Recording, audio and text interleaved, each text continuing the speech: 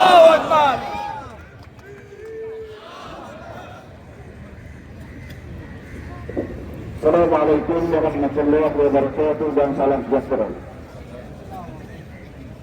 Tuan-tuan, hari ini tak hari bulan. Kenapa kita berhimpun pada hari ini? Karena 6 hari bulan akan bermula sidang parlimen. 6 hari bulan akan ada beberapa akta yang akan dibawa ke dalam parlimen. Khususnya URA. Kita berhimpun mengambil sempena pembukaan sidang parlimen yang akan bermula pada hari Isnin ini. Telah dinyatakan oleh ramai pimpinan, kami semua akan bantah, akan menolak URA habis-habisan. Namun, kita nak beritahu rakyat juga perlu bersama-sama kami untuk menolak URA. Takbir! Kita berhimpun hari ini kerana pada bulan ini Trump laknatullah dijemput ke Malaysia. Ada tangan yang datang menjemput Trump datang ke bumi kita. Penjenayah, pembunuh umat Islam di Gaza yang menggunakan kuasa veto setiap kali dibawa usul ke dalam sidang PK Antarabangsa PBB. Tiba-tiba Trump dijemput. Tentunya mereka Trump akan disambut sebagai pemimpin tetamu agung. Kita peringatkan dengan amaran Allah Subhanahu wa taala, "Wala tarkanu ilal ladzina zalamu fatamassakumun nar." Jangan sekali-kali kamu cenderung hati untuk bersama golongan yang zalim. Kelak kamu akan disentuh oleh api neraka di hari akhirat. Az-zulmu zulumatun yaumal qiyamah. Zalim ialah kegelapan di hari akhirat. Nabi SAW beri amaran, "Ya'ti min ba'di umara yakzimuna wa yazlimun man saddaqahum bikadzibihim wa anahum ala zulmihim falaysa minni wa lastu minhu wa lam yad'u haud." Atau kama qala, akan muncul sepaku kata Nabi sallallahu alaihi wasallam, akan muncul di kalangan kamu pemimpin-pemimpin yang suka berbohong dengan rakyatnya. Akan muncul di kalangan kamu pemimpin yang zalim. Di kalangan kamu, kata Rasulullah, man saddaqahum bikadzibihim, sesiapa di kalangan kamu membenarkan pembohongannya, awanahum ala zulmihim, atau menolong kezaliman mereka, falaisa minni wa lastu minhu, engkau bukan umatku dan aku bukan nabi kamu. Alhamdulillah. Amaran Nabi ini satu peringatan yang tidak sepatutnya Trump dijemput ke negara kita. Kita mesti bangkit menolak kehadiran Trump, pembunuh, penjenayah kepada rakan-rakan kita umat Islam di Palestin. Kerana mereka yang menimbulkan huru-hara di Iraq. Siapa yang menimbulkan huru-hara di Iran? Amerika. Siapa yang menimbulkan huru-hara di Libya? Juga Amerika. Siapa yang mengganggu ketentraman di Libya, di Sudan? Semua Amerika. Kuasa-kuasa ini tiba-tiba dijemput sebagai tetamu agung. Tentulah kita sebagai rakyat Malaysia tidak akan rela untuk menyaksikan bagaimana penjenayah ini datang disambut dengan harta duit rakyat yang bagi meraihkan pemimpin yang zalim ini. Betul tak? Yang ketiga, kita berhimpun beberapa hari dan berbulan berterusan menyatakan sokongan kita pada rakyat Palestin. Tuan sekalian, tahun 50-an 60-an pada waktu itu Israel mulai membeli tanah-tanah yang dimiliki oleh rakyat Palestin.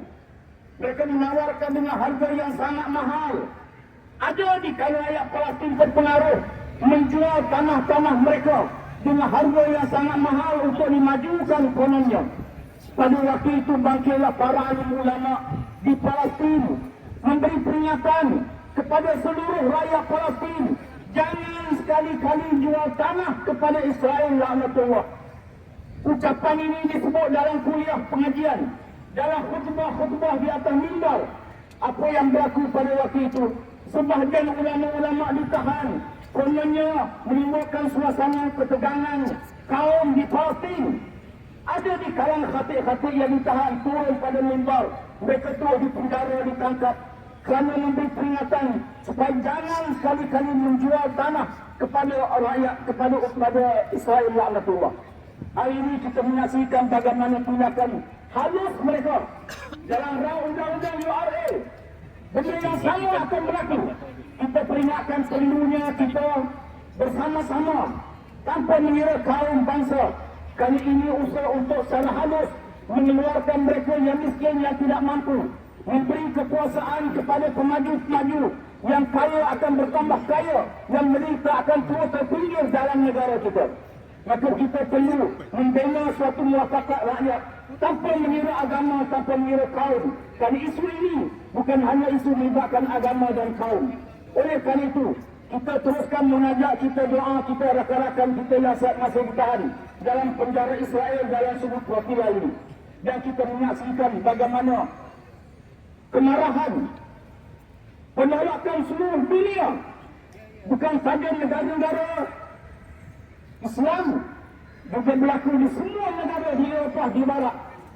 Walaupun agak dingin di beberapa buah negara, khususnya sekitar negara Palestin, namun kita umat Islam di Malaysia dan rakyat Malaysia tanpa mengira agama, kita perlu betul bersama-sama bersama rakan-rakan kita di Palestin. Kita tidak pernah melihat satu sejarah bagaimana anak kecil dibiarkan mati sebuluran. Tak pernah kita lihat bagaimana sejarah begini teruk, begini dahsyat. Mereka dibom, hospital dibom, sekolah-sekolah untuk masa depan anak-anak dibom, masjid-masjid, rumah-rumah ibadah dimusnahkan. Dan kemuncaknya bagaimana mereka mengikat makanan, bantuan perubatan kepada Palestin. Rakan-rakan kita beserta semua perwakilan bersama-sama untuk masuk menghantar makanan, dan kita ingin menyatakan rasa duka cita beberapa perkara yang sepatutnya tidak berlaku. Ada pihak cuba menaikkan kedatangan Trump ini selaras dengan maqasid syariah kononnya. Jangan mengampau pemimpin, kita ingatkan amanah ilmu kena jaga sungguh-sungguh. تناصحوا في العلم ولا يقتل بعضكم بعضا فإن خيانة في العلم أشد من خيانة في المال.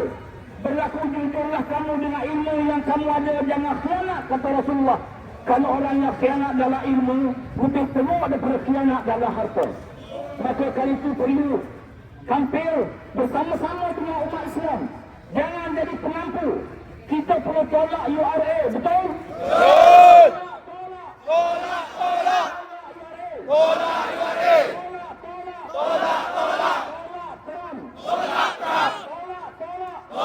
tolak kezaliman, bangkit, rakyat Palestin,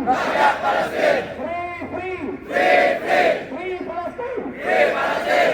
Tuan-tuan, untuk menghasilkan matlamat ini, bagi memastikan URA ditolak, bagi memastikan bahawa Trump juga ditolak, rakyat perlu bangkit untuk tolak kerajaan yang ada ini. Kita perlu tolak satu orang manusia. PMF perlu ditolak. InsyaAllah yang lain akan merundum jatuh. InsyaAllah kita bersama dukung kebaikan, dukung kemenangan, dukung keadilan, dan menentang kezaliman di mana saja dan siapa saja.